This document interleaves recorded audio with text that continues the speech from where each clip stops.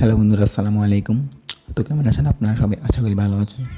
তো একটি aquarium set up করলাম। অ্যাকোয়ারিয়ামটি দেখতে কেমন হলো তো আমরা দেখে আসি। অ্যাকোয়ারিয়ামটাকে পুরোপুরি প্রাকৃতিক লুক দেওয়ার চেষ্টা করেছি।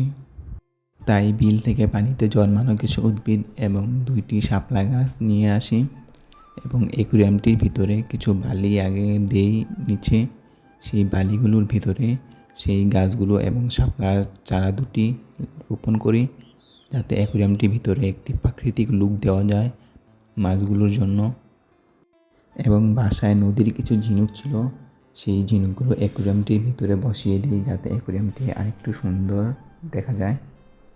অ্যাকোয়ারিয়ামটিতে গাছগুলো একদিন আগে সেট আপ করে রাখি। গাছগুলো সেট আপ করার সময় পানিগুলো ঘোলাটে হয়ে যায়, তাই পানিগুলো পরিষ্কার হওয়ার জন্য গাছগুলো একদিন আগেই সেট আপ করে রাখতে হয়।